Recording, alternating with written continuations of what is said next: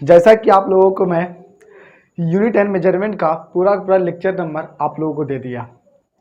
ठीक है, अब मैंने lecture number last unit and measurement के वीडियो में, ठीक है, मैंने लास्ट लेक्चर में मैंने बताया था कि इस यूनिट और मेजरमेंट चैप्टर को ख़त्म करने के बाद मैं आप लोगों को कॉन्सेप्ट ऑफ मैथमेटिक्स फिजिक्स पढ़ाऊंगा।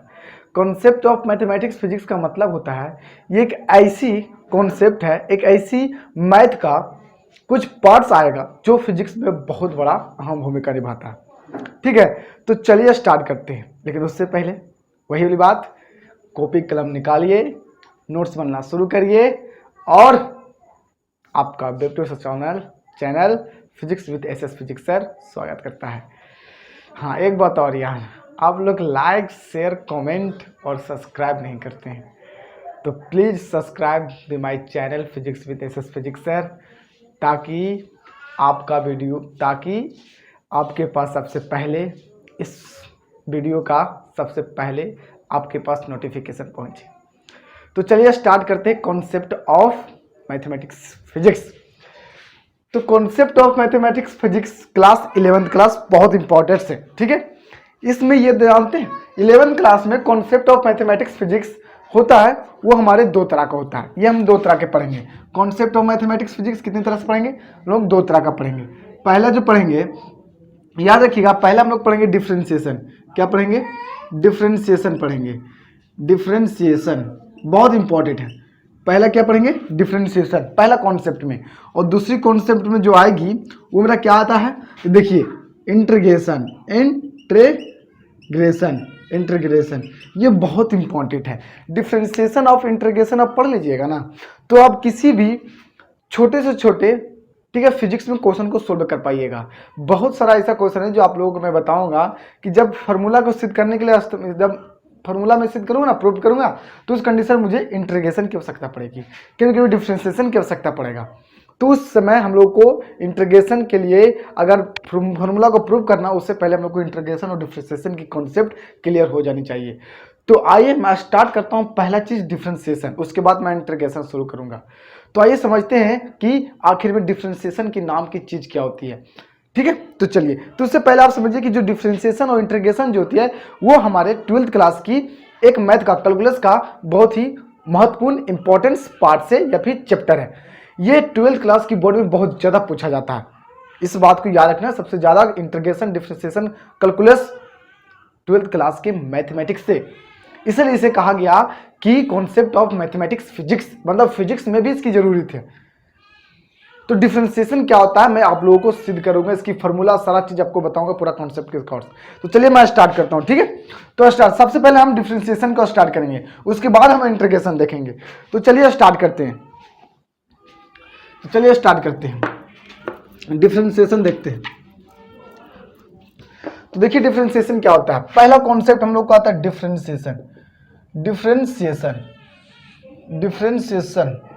ये आखिर में क्या होता है? देखिए, the finding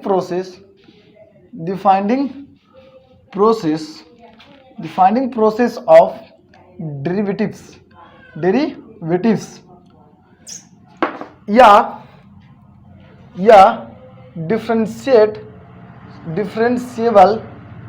differentiable coefficient is called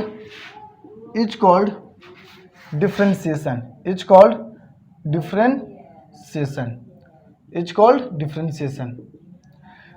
ठीक है, डिफरेंशिएशन, ठीक है, ये एक प्रकार की प्रोसेस, एक प्रकार की मेथड होती है। ठीक है, ये मेथड क्या करता है ना कि डिफरेंशिएबल कोएफिशिएंट या फिर डेरिवेटिव्स को फाइंडिंग करता है। मतलब डेरिवेटिव्स या डिफरेंशिएबल कोएफिशिएंट को फाइंडिंग करने की प्रोसेस को डिफरेंशिएशन कहा गया। अब सवाल क्रिएट यहां पर यह हो रहा है कि आखिर में डेरिवेटिव्स क्या है सर? ठीक है, डिफरेंशिएशन कोएफिशिएंट क्या है सर? तो इसको समझने के लिए कुछ हम लोगों को अंदर जाना पड़ेगा। तो आइए हम स्टार्ट करते हैं। उससे पहले यहां पर लिखते हैं कि जो डिफरेंशिएशन को जो हम लोग दिखाते हैं वो क्या होता है। ठीक है, इट इज डिनोटेड बाई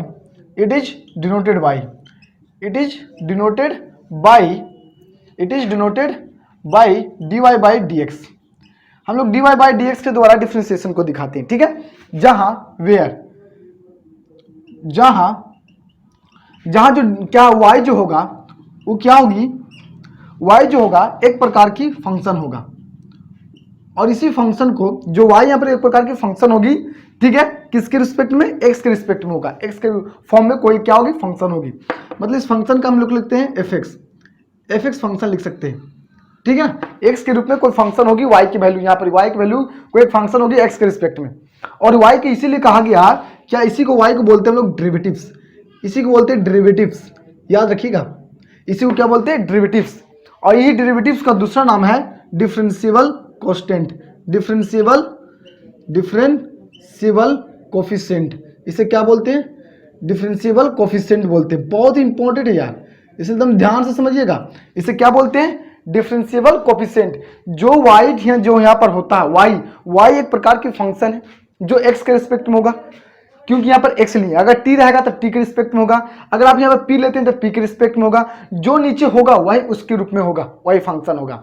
यानी कि y इज द फंक्शन, या कॉम्प्लेक्स फंक्शन कैसे भी फंक्शन हो सकती है, तो y is the function, function मतलब अलजेब्रिक फंक्शन। इस तरह से मैं बताता हूँ, आपने पढ़े होंगे 10 क्लास में या फिर 9 क्लास 8 क्लास में, कि जैसे मान के चलिए ना px बराबर आपको इस तरह से दिया जाता था, देखिए 2x² + 6x, आप सुने होंगे, इसे देखोगे। px क्यों लिखता था बुक में, मैथमेटिक्स में, px का मतलब क्या होता है, px का मतलब, p का मतलब पोलिनोमियल, p का मतलब पोलिनोमियल, x का मतलब x के रूप में पोलिनोमियल, इसे लिखता था px बराबर इतना दिया हुआ है। p से पोलिनोमियल, पोलिनोमियल का मतलब बहुपद, किसके रूप में होगी, x के टर्म में होगा। अगर x के टर्म में कोई पोलिनोमियल हो तो उसे px से लिखते हैं। ऐसे में कभी कभी pt लिखा जाता था, क्योंकि t के रूप में रहता था, यानी कि 2t² + 3t। इसका मतलब होता है कि t के रिस्पेक्ट में, किसके रिस्पेक्ट में, t के रिस्पेक्ट में कोई पोलिनोमियल, x के रिस्पेक्ट में कोई भी पोलिनोमियल, तो इसके लोग ऐसे लिखते थे। तो ठीक उसी प्रकार y की वैल्यू इसके रूप में होगा, तो y एक प्रकार का फंक्शन है, और ये फंक्शन किसके रिस्पेक्ट में होगा, फंक्शन कोई एक फंक्शन x के रिस्पेक्ट में, तो ये फंक्शन इसी तरह से एक फंक्शन हो सकता है, और इसी फंक्शन को हम लोग क्या करते हैं, डिफरेंशिएट करते हैं। अब डिफरेंशिएट कैसे करेंगे वो आपको बताते हैं, लेकिन उससे मैं आपको सिद्ध करके बताता हूं कि dy/dx कैसे आता है, हम कैसे फॉर्मूला में डिफरेंशिएशन में कैसे dy/dx लिख देते हैं, कैसे लिख देते हैं।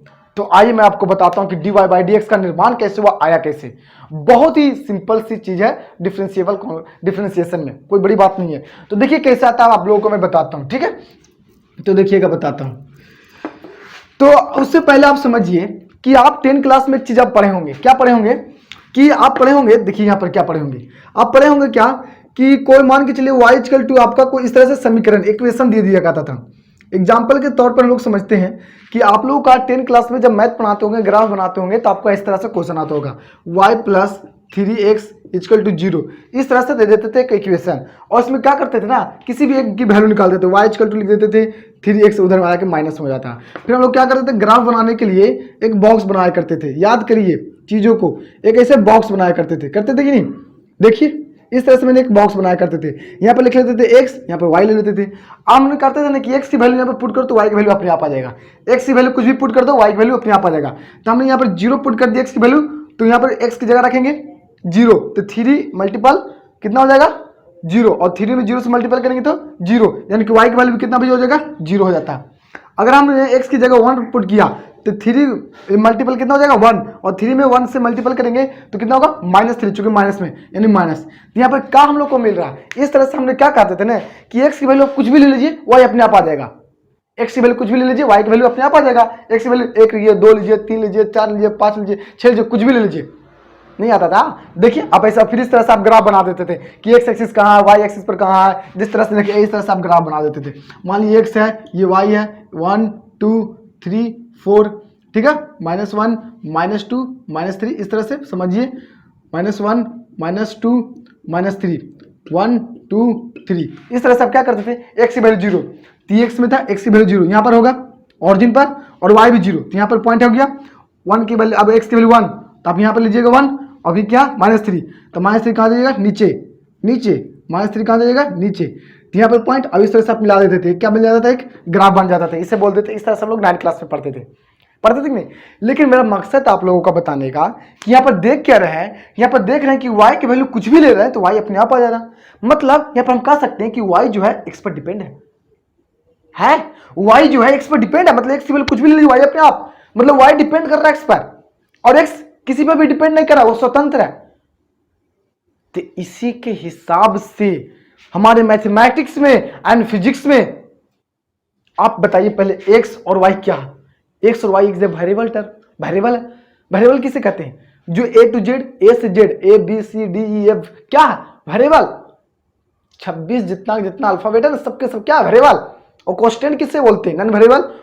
काउंटिंग नंबर को 1 2 3 4 को क्या बोलते हैं? Non variable, constant number.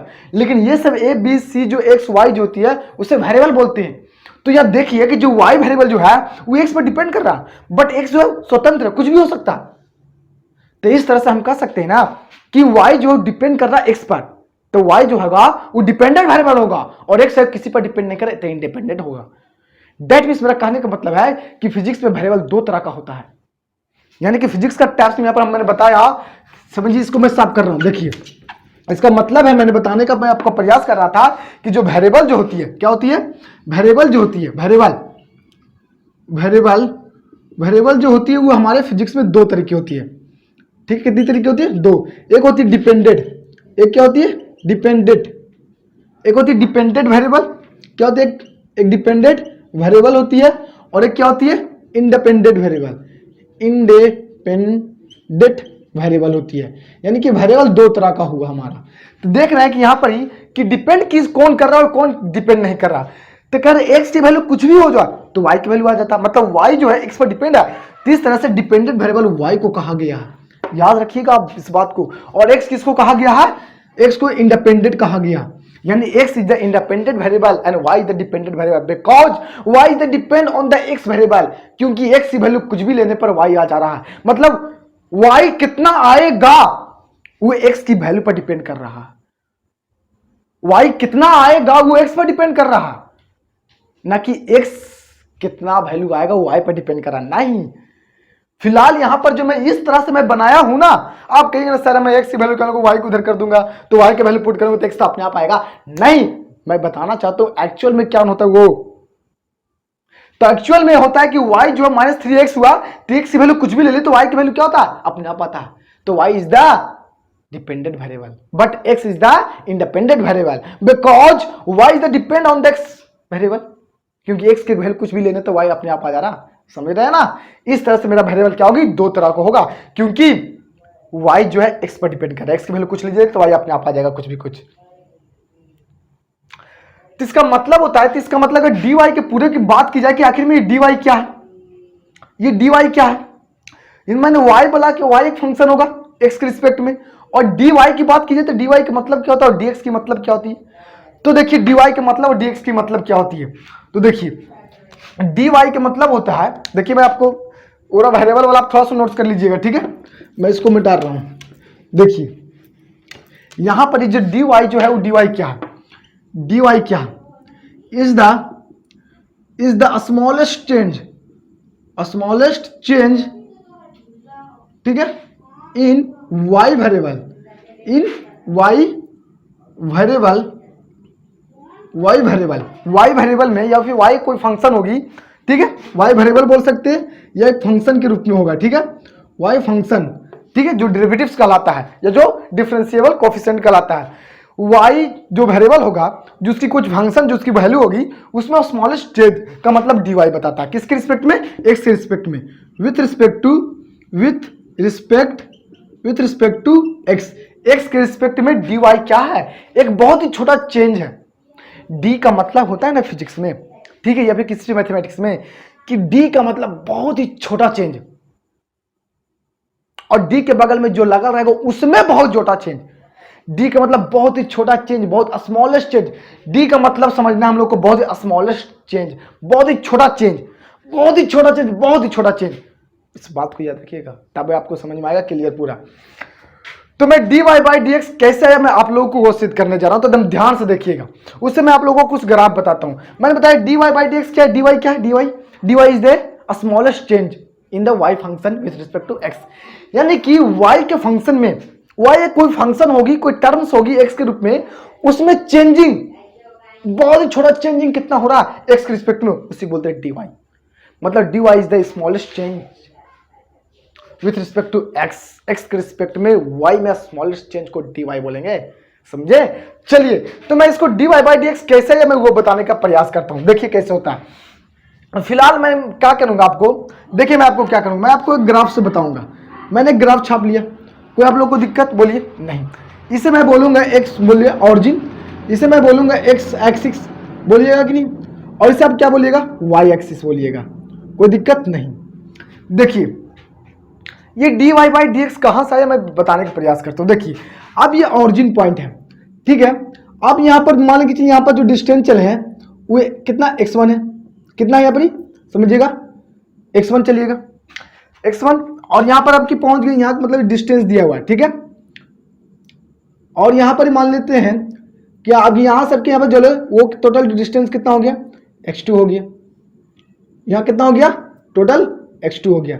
Sir आप ये कैसे कर रहे हैं, हमको समझ में नहीं आ रहा, हमको समझ में नहीं आ रहा। मेरा कहने का मतलब है कि जब आप ग्राफ बना रहे होंगे तो यहाँ पर 1 2 लिख रहे होंगे, 3 लिख रहे होंगे, इसका मतलब क्या समझते हैं, इसका मतलब होता है कि एक का मतलब होता है कि ऑरिजिन पॉइंट से यहाँ के बीच की जो दूरी है वो 1 यूनिट है, यहाँ से यहाँ के बीच की दूरी को क्या बोलेंगे, 1 यूनिट, इसलिए 1 लिखते हैं। और यहाँ से यहाँ के बीच की दूरी को बोलते हैं 2 यूनिट, यानी कि यहाँ से इस पॉइंट के बीच की दूरी 2 है और यहाँ से यहाँ के बीच की दूरी क्या है, यहाँ के बीच की दूरी 1 है, 1 यूनिट है, ये इसका मतलब होता है। तो मैंने जब मैं x1 लूंगा तो हमें क्या मिलेगा, x के y को y में चेंज मिल जाएगा, क्योंकि x की वैल्यू x1 लीजिएगा तो y कुछ भी कुछ हो सकता है ना। सोचिए x1 की वैल्यू मैंने, देखो x1 की जगह मैंने मान लिया x1 की जगह कितना 2 है, तो y1 की वैल्यू कुछ और आएगा, तो मान लेते y1 की वैल्यू यहाँ पर पहुंच गया, ठीक है, सपोर्टेड मैंने सपोज कर लिया y1 यहाँ पर पहुंच गया, दैट मीन्स इसकी वैल्यू दिया y से यहाँ पर चेंजिंग हुआ इतना। मैंने बताया y चेंज करता है, y change with respect to x, x के रिस्पेक्ट में y चेंज होगा। हाँ मतलब है कि y जो है डिपेंडेंट वेरिएबल है और x इंडिपेंडेंट, मतलब y चेंज होगा x के रिस्पेक्ट में, y चेंज होगा x के रिस्पेक्ट में, अगर x चेंज तो y भी चेंज, तो x चेंज x1 से तो y चेंज y1 से, कितना से, y1 से, बात को समझिए। और जब ये आपकी x चेंज किया x2 से तो ये चेंज करेगा y2 से, किससे चेंज करेगा, y2 से। और इस तरह से आप इसका ग्राफ बनाने का प्रयास करिएगा, तो इस तरह से खींचिएगा कि नहीं, इसको मिलाइएगा एक बार, इस तरह से मिलाएगा और इस तरह से ग्राफ खींच दिएगा एकदम स्ट्रेट लाइन से खींचिएगा, बताइए स्ट्रेट लाइन से खींचिएगा, तो इस तरह से ये क्या होगी, स्लोप होगी कि नहीं, स्लोप पढ़े 11th क्लास मैथ में। स्लोप का मतलब क्या होता है, स्लोप का मतलब ढलाव का मतलब क्या होता है कि किसी भी एक स्ट्रेट लाइन के द्वारा, किसी भी एक स्ट्रेट लाइन के द्वारा, एक ये स्ट्रेट लाइन है, तो ग्राफ में समझिएगा स्लोप क्या होती है, स्लोप, इसे हम लोग स्लोप बोलते हैं, इसे क्या बोलते हैं हम लोग, स्लोप बोलते हैं। स्लोप का मतलब क्या होता है, मैथमेटिक्स से कुछ पार्ट से थोड़ा सा चैप्टर पढ़ना है। तो स्लोप का मतलब होता है कि किसी भी एक स्ट्रेट लाइन के द्वारा, किसी भी एक स्ट्रेट लाइन के द्वारा एक एक्स एक्सिस के साथ कितना एंगल सबटेंडेड कर रहा है, उसी को बोलते हैं स्लोप, समझे। तो यहां पर स्लोप, तो इस तरह से मैं देखना चाहूंगा कि स्लोप में चेंजिंग, स्लोप का आंसर, तो इसको मैं ऐसे डॉट बढ़ा देता हूं, तो देखिए ये वाला मेरा कितना हो जाएगा, थीटा, तो ये भी मेरा थीटा, बोले होगा कि नहीं, क्रॉसपोंडिंग एंगल से थीटा हो जाएगा। तब बता सकते हैं आप लोग कि ये वाला कितना होगा, ये वाला यहां से यहां तक की ऊंचाई, ये कितना होगा, मैं बता दूं कितना होगा, इसके बराबर होगा। हाँ, क्योंकि ये क्या है, रेक्टेंगल के जैसा होगा कि नहीं। तो पहले फिलहाल तो पता करो कि ये क्या है, तो सोचिए यहां से यहाँ y2 और यहाँ से यहाँ y1, तो कितना हो जाएगा, y2 माइनस y1 होगा, बोलिए और y कंडीशन में ये क्या हो जाएगा, y2 माइनस y1। अब देखिए यहां से यहाँ कितना हो गया, x2, और यहां से कितना, x1, तो यहाँ कितना हो जाएगा, x2 माइनस x1 हो जाएगा, बोलिए होगा कि नहीं। तो इस तरह से हमें स्लोप की वैल्यू क्या मिलेगी, स्लोप की वैल्यू निकालिए तो आप, तो स्लोप बराबर क्या होगा, स्लोप जो होती है वो थीटा होती है, स्लोप को m से लिखते हैं और थीटा देते हैं हमको tan थीटा, मतलब स्लोप होती है, और tan थीटा बराबर क्या होगा, थीटा मतलब tan थीटा बराबर होता है p/b, मतलब परपेंडिकुलर अपॉन बेस।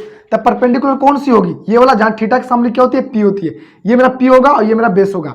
तो p का वैल्यू कितना है, y2 माइनस y1, इसको क्या लिखेंगे, x2 माइनस x1, और इस कंडीशन में यहाँ पर y2 माइनस y1 को मतलब चेंजिंग हो रहा, देखिए y एक्सिस में changing with respect to x axis, x axis के रिस्पेक्ट में y में क्या हो रहा है, y एक्सिस में चेंजिंग आ रही है, यानी कि y is the change with respect to x।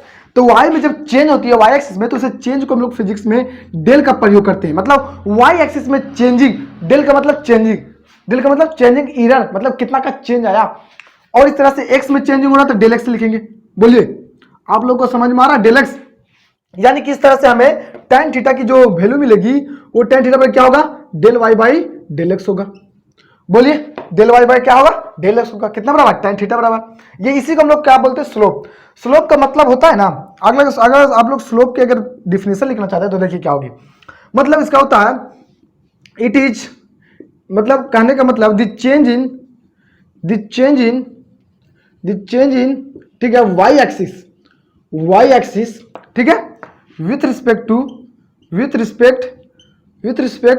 To X axis, ठीक है ना, इज कॉल्ड स्लोप।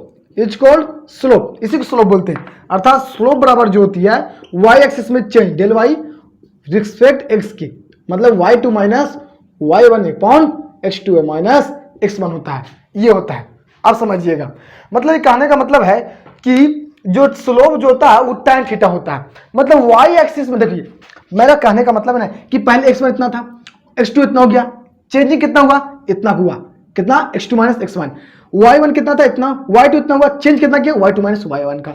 मतलब ये y2 माइनस y1 और ये x2 माइनस x1, यानी कि y2 माइनस y1 का मतलब होता है y में चेंजिंग, x2 माइनस x1 का मतलब x एक्सिस में चेंजिंग। तो y एक्सिस में चेंजिंग x के रिस्पेक्ट में क्या कहलाया, स्लोप कहलाया। और स्लोप बराबर tan थीटा, और tan थीटा होगा p बटा अपॉन b। और इस तरह से में क्या होगा, y2 minus y1 x2 minus x1। और y2 माइनस y1 को चेंजिंग इन y एक्सिस में को हम लोग निरूपित करते हैं, डिनोटेट करते हैं डेल से। डेल का मतलब चेंजिंग, किस में चेंजिंग, y एक्सिस में चेंजिंग। तो y एक्सिस में चेंजिंग डेल लिखेंगे, तो डेल y हो जाएगा, और x में चेंजिंग डेल x लिखेंगे। आई होप कि आप लोगों को समझ में आ रहा होगा। तो यहां पर सर क्या मतलब कर क्या रहे हैं, तो मैं करने का प्रयास करूं, मैं dy बाई dx लाने की प्रयास कर रहा हूं। क्या है dy बाई dx कैसे आया, तो मैं शॉर्ट में बोलूं तो स्लोप से आया। पर देखिए अभी तो यहां पर फिलहाल dy अपॉन dx आया है, sorry del y upon del x आया। हम लोग को dy अपॉन dx लाना, फिर उसके बाद आप लोगों को मैं कॉन्सेप्ट बताऊंगा कैसे डिफरेंशिएशन बनाया जाता है। ध्यान समझिए, डेल y बाई क्या आया, डेल x आया, del y upon del x आया। हम लोग को लाना dy बटा dx लाना, तो अभी भी नहीं आया है, अभी लाने के लिए तो उससे पहले मैं अब इसे उतारी थोड़ा सा, उसके बाद मैं आगे बताता हूं।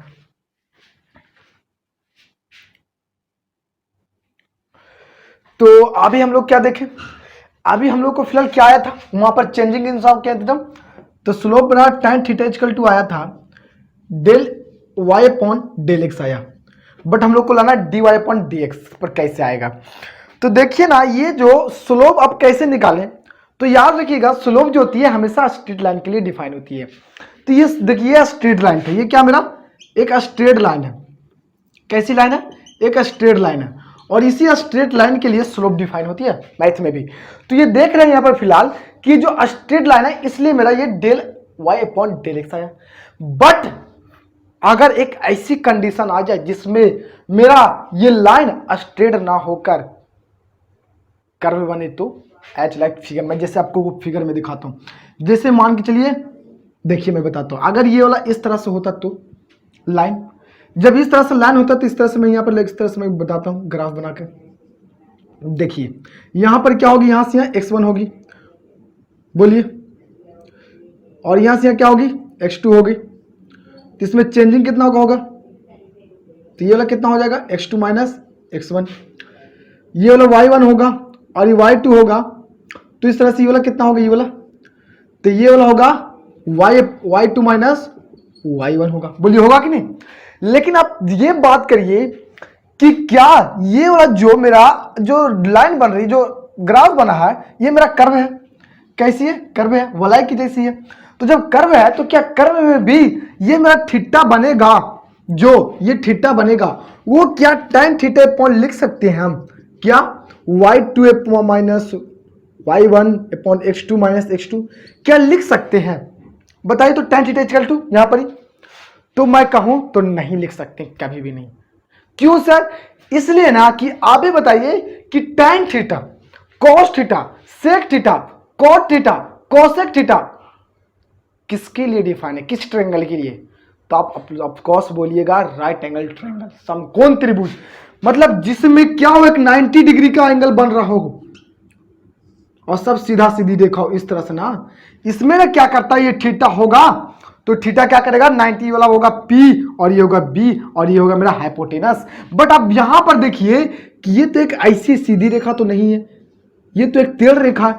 तो क्या आप ट्रायंगल ऐसे पढ़े, राइट एंगल ट्रायंगल? ऐसे राइट एंगल ट्रायंगल होता है?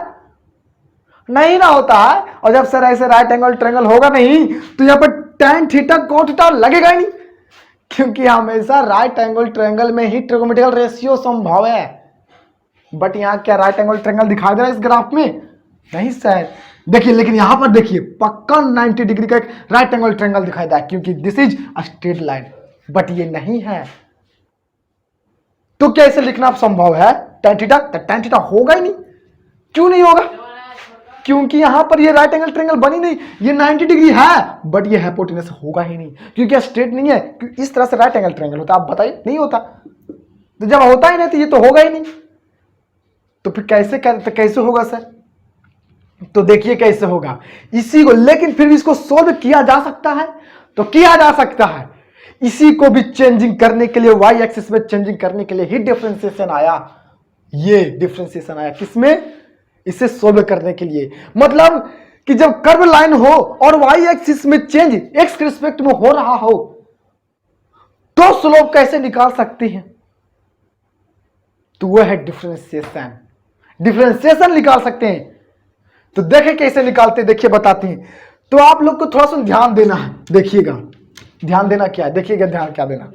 ध्यान आप लोग को देना है कि हम लोग को डेट में सभी समझना, डी का मतलब मैंने बताया था, डी का मतलब स्मॉलेस्ट चेंज वाई में भी और एक्स में भी। देखिए तो ये जब मेरा ग्राफ इस तरह का है, देखिए तो जब मेरा ग्राफ इस तरह का है तो यहां पर जो चेंजिंग देख रहे हैं हम लोग को, तो चेंजिंग वहां तो मिल ही नहीं रहा।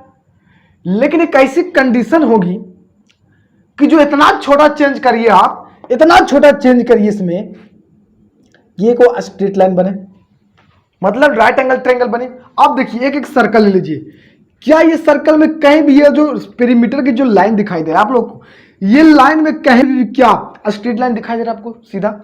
देखिए तो नहीं ना। लेकिन हाँ थोड़ा सा देखिएगा ध्यान से, तो ये लगेगा कि तुम थोड़ा यहां से यहां स्ट्रेट है। ध्यान से देखिए, बड़ी छोटा, बहुत ही छोटा, बहुत ही छोटा, बहुत ही छोटा देखिएगा तो ये लगेगा सीधा। देखिए लगेगा एकदम सीधा, देखिए लगेगा कि नहीं? लगता है कि स्ट्रेट है। तीसरी कंडीशन में ये बहुत ही एक कंडीशन हो गई ये वाला कि ये बहुत ही छोटे जगह क्या होगा, स्ट्रेट बनेगा। और इस कंडीशन में यहां पर वाई एक्सिस में बहुत ही छोटा चेंज, स्मॉलेस्ट चेंज होगा, बहुत ही छोटा चेंज होगा, और smallest change in Y axis. और एक्स में भी क्या होगा, अल्सो स्मॉलेस्ट चेंज होगा, बहुत ही छोटा चेंज होगा। और उस कंडीशन में जो थीटा बनेगा वो मेरा देगा पक्का tan थीटा बराबर ये वाई एक्सिस में चेंजिंग, मतलब ये चेंज, तो स्मॉलेस्ट चेंजिंग इन वाई को लिखते हैं हम लोग, डिनोटेड करते हैं डेल वाई से, ना कि बल्कि हम लोग करते हैं डी वाई से। हाँ मतलब डेल वाई इक्वल टू, अब आ गया डी वाई, मतलब डेल वाई जब थोड़ा ज्यादा बड़ा मात्रा में चेंज करे एक्स के रिस्पेक्ट, वाई में एक्स के रिस्पेक्ट में, और डी वाई का मतलब है कि बहुत ही छोटा चेंज करे, बहुत ही छोटा चेंज करे किसमें, वाई में, तो लिखते हैं डी वाई। मतलब कि जब ए वाई में चेंज हो रहा, वाई में चेंज, तो वाई में चेंज को कैसे लिखते हैं, ऑफकोर्स डेल वाई लिखते हैं। बट वाई में बहुत ज्यादा छोटा चेंज हो, स्मॉलेस्ट चेंज हो, तो उसे कैसे लिखते हैं? तो याद रखिएगा उसे हम लोग लिखते हैं डी वाई से लिखते हैं। और इस कंडीशन में मेरा इसी तरह से एक्स में स्मॉलेस्ट चेंज, तो यहां पर लिखेंगे डी एक्स, और यहां पर आप tan थीटा का प्रयोग करेगा कि नहीं, क्योंकि बहुत छोटा टेन है, तो लगेगा एक समकोण त्रिभुज, एक राइट एंगल ट्रायंगल बनेगा, और इस हिसाब से स्लोप यहां पर निकाला जा सकता है। किस कंडीशन में? इस कंडीशन में जब मेरा कर्व हो बहुत छोटा चेंजिंग हो y के एक्सिस में विथ रिस्पेक्ट टू x, तो उस कंडीशन में मेरा dy अपॉन dx होगा, और यही d अपॉन dx को बोलते हैं हम लोग डिफरेंशिएशन। क्या बोलते हैं? डिफरेंशिएशन बोलते हैं। और जो y होगी एक फंक्शन होगी, मतलब 2x स्क्वायर प्लस 3 होगा, और इसे 2x स्क्वायर प्लस 3 को हम लोग बोलते हैं डिफरेंशिएबल कोफिशिएंट या डेरिवेटिव्स कहते हैं। और डेरिवेटिव्स में चेंजिंग बताना, smallest changing, with respect to X तक किस प्रकार से की जाती है, तो उसके लिए हम लोगों को कुछ डेरिवेटिव्स याद करना पड़ेगा। तो आई होप कि आप लोगों को पूरा समझ में आया कि dy बाई dx आया तो आया कैसे। तो dy बाई dx स्लोप से आया, और जब y एक्सिस में बहुत ही छोटा चेंज हो रहा होता है x के रिस्पेक्ट में तब, और जब इसका ग्राफ कर्व मिलता है तब। यानी कि मैंने dy बाई dx डिफरेंशिएशन में सिद्ध किया कि dy बाई dx कैसे आया। आई होप कि आप लोगों को बहुत अच्छा से समझ में आ रहा होगा। तो आप लोगों को समझ में आ रहा है तो please like, comments, share and subscribe मेरे दोस्तों, ताकि मेरे वीडियो का नोटिफिकेशन सबसे पहले आपके तक पहुंचे। मैं आपके लिए मेहनत कर रहा हूं, तो नोट्स करिए। क्या आई होप कि आप लोगों को डिफरेंशिएशन समझ में आया होगा। अब बनाने का मैं तरीका बताता हूं आप लोगों को कैसे बनाया जाता है, तो नोट्स करिए पूरा जल्दी से। तो जैसा कि आप लोगों को मैंने बता दिया कि आखिर में dy बाई dx कैसे आया था, क्या आई होप आप लोगों को बढ़िया से समझ में आया होगा। तो अब हम लोग dy बाई dx का इस्तेमाल कैसे करें ये जानते हैं। मैंने बताया था कि y जो होती है ये एक डेरिवेटिव्स होती है या फिर डिफरेंशिएबल कोफिशिएंट होती है। y एक फंक्शन के रूप में हो सकती है। y इक्वल टू जो होगा ना, y एक फंक्शन होगा, और किसके रिस्पेक्ट में, x के रिस्पेक्ट में। तो जरूरी नहीं है, यहाँ पर t भी हो सकती है, किसी की भी रिस्पेक्ट में फंक्शन हो सकती है। फॉर एग्जाम्पल के लिए 2x² प्लस 6x, या फिर हो सकता है 2t² प्लस 6t, मतलब किसी के रिस्पेक्ट में हो सकती है, एक फंक्शन होगी y, और इसी y को हम लोग बोलते हैं डेरिवेटिव्स, और यही y को हम लोग दूसरा नाम बोलते हैं डिफरेंशिएबल कोफिशिएंट। मतलब इस फंक्शन में x के रिस्पेक्ट में कितने की चेंजिंग होगी वो हम लोग को बताता है डिफरेंशिएशन। तो आइए हम लोग कुछ डेरिवेटिव्स देख लेते हैं, इंपॉर्टेंट डेरिवेटिव्स, उसके बाद मैं इसको बनाने का तरीका आप लोगों को बताता हूँ। तो देखिए इंपॉर्टेंट डेरिवेटिव्स इन डिफरेंशिएशन बहुत ही ज्यादा, जो कि फॉर्मूला के नाम से जाना जाता है, मतलब फॉर्मूला याद जिसको बोलते हैं। तो पहला फॉर्मूला क्या आता है कि अगर किसी भी कांस्टेंट का मैं क्या करूं, डिफरेंशिएट करूं with respect to X. Constant का मतलब कोई नंबर, कांस्टेंट का मतलब क्या होता है, सी का मतलब क्या समझेंगे, वेयर, जहां सी जो है, सी का मतलब लोग उसको समझना है कांस्टेंट, कांस्टेंट का मतलब समझना है 0 1 2 इस तरह से नंबर होगी इन्फिनाइट तक, और सब नंबर का हम लोग डिफरेंशिएट करते हैं, मतलब नंबर में चेंजिंग कितना का आया तो 0 होता है, नंबर में कोई चेंजिंग वेंजिंग नहीं होता, इस बात को याद रखिएगा। दूसरी इसका कितना होगा 0। दूसरी बात, अगर हम लोग करते हैं x का कोफिशिएंट, x का डिफरेंशिएट x के रिस्पेक्ट में करें तो 1 होगा। तीसरी फॉर्मूला, अगर हम लोग cx का डिफरेंशिएट x के रिस्पेक्ट में करें, cx मतलब कोई एक नंबर भी होगा कांस्टेंट ऊपर में x के रूप में, कहने का मतलब फॉर x, तीसरा से ये कोई एक नंबर हो गया और x भी रहेगा, मतलब दोनों फेटा हुआ रहेगा, तो उस कंडीशन में उसकी क्या होगी डिफरेंशिएट, तो उस कंडीशन में जो उसकी जो डेरिवेटिव्स जो मिलती है, जो मिला वैल्यू वो सिर्फ c मिलेगा, x हट जाएगा, इस बात को याद रखिएगा। चौथी बात, अगर हम लोग क्या करते हैं एक्सपोनेंशियल को क्या करते हैं डिफरेंशिएट करते हैं x के रिस्पेक्ट में, तो एक्सपोनेंशियल ही मिलता है, इसे एक्सपोनेंशियल पढ़ा जाता है, एक्सपोनेंशियल, इसे क्या पढ़ते हैं एक्सपोनेंशियल, याद रखिएगा इसे एक्सपोनेंशियल पढ़ेंगे, ठीक है। आगे पांचवा, अगर हम लोग log x का क्या करें डिफरेंशिएट करें x के रिस्पेक्ट में तो 1/x होता है, ठीक है। छठी बात, अगर हम लोग a की पावर x अपॉन dx को क्या करें डिफरेंशिएट करें, a की पावर x कोई नंबर की पावर रहेगा, जैसे 5 की पावर x का डिफरेंशिएट करेंगे तो क्या होगा, तो याद रखिएगा a की पावर x ही और log a हो जाएगा, ठीक है। आगे देखिए, आगे फॉर्मूला आप लोगों को बता रहा हूं, ठीक है। सातवां फॉर्मूला देखिए, सातवां फॉर्मूला में क्या होगा, ठीक है। अगर हम लोग क्या करते हैं किसी x के पावर को डिफरेंशिएट करते हैं x के रिस्पेक्ट में, मतलब जैसे में रहेगा x की पावर 3, इसका डिफरेंशिएट कहेगा, तो याद रखिएगा इसका जो डिफरेंशिएट करने के बाद जो आता है वो n बाहर, n को बाहर कर दो और पावर में से कम कर दो, ये हो जाता है, ठीक है। आप लोगों को फॉर्मूला याद करना पड़ेगा। तीसरी बात, आठवां, कि अगर हम लोग साइन x का क्या करते हैं डिफरेंशिएट करते हैं x के रिस्पेक्ट में तो cos x होगा, ठीक है। अगर cos x को की जाए तो डिफरेंशिएट, तो cos x को चेंजिंग की जाती है x के रिस्पेक्ट में तो माइनस साइन x होता है, याद रखिएगा। 10वां फॉर्मूला, अगर हम लोग tan x का क्या करें, डिफ्रेंशिएट करें x के रिस्पेक्ट में, तो हम लोग को क्या मिलेगा, sec स्क्वायर x मिलेगा। क्या मिलेगा, sec स्क्वायर x मिलेगा। 11वां, अगर हम लोग क्या करें, sec x का ही कर दे तो क्या मिलेगा, sec x का डिफ्रेंशिएट कर देते हैं किसके रिस्पेक्ट में, x के रिस्पेक्ट में, तो हम लोग को मिलता है sec x into tan x मिलता है। 12 में अगर हम लोग डिफ्रेंशिएट cot x को करते हैं x के रिस्पेक्ट में, तो हम लोग को मिलता है माइनस cosec स्क्वायर x। याद रखिएगा सारा वाला फॉर्मूला मैं लिखा दे रहा हूं, ठीक है। अगर हम लोग डिफ्रेंशिएट किसके करें, cosec x का करें, cosec x का करें x के रिस्पेक्ट में, तो माइनस, ठीक है, cos x into cot x मिलती है। इस बात को याद रखिएगा, ठीक है। आगे एक आध और बताते हैं। चलिए, इतना ही इंपॉर्टेंट है, इतना ही है, फिजिक्स में ज्यादा जरूरत नहीं है, बस इतना ही ज्यादा, यानी कि आपको मेन यही है, बस इससे ज्यादा कोई मेन नहीं है। अभी और फॉर्मूला होता है, बस इतना ज्यादा इंपॉर्टेंट नहीं है। अगर बताना चाहते हो तो देखिए 14 में अगर डिफ्रेंशिएट साइन ए एक्स, ए माने कोई नंबर रहेगा, जैसे में साइन 2x रहेगा, तो इसकी क्या बन जाएगी, इंटू एक्स के रिस्पेक्ट में करेंगे तो इसकी हो जाएगी ए बाहर, और साइन का हो जाता है कॉस, और यह हो जाएगा ए एक्स, ठीक है। जितना अगर मान के चलिए ना साइन 5x रहे, और इसका आप क्या करेगा, एक्स के रिस्पेक्ट में डिफ्रेंशिएट करेगा, तो 5 बाहर हो जाएगा, और साइन का हो जाएगा कॉस, और एक्स की जगह 5x है तो 5x, यानी कि इसका डिफ्रेंशिएट इतना होगा, ठीक है, याद रखिएगा। तो चलिए अगला दिखाता हूं आपको। अगर कॉस रहे तो differentiate cos A x upon x के रिस्पेक्ट में की जा रही है, तो क्या मिलेगा, तो कॉस को होता है माइनस साइन एक्स, लेकिन उससे पहले ए बाहर हो जाएगा, ए माइनस में ए साइन ए एक्स हो जाएगा, ठीक है। इस तरह से मेरा बनेगा, और इस तरह से हो सकता है, मतलब 15 तो याद रखिएगा।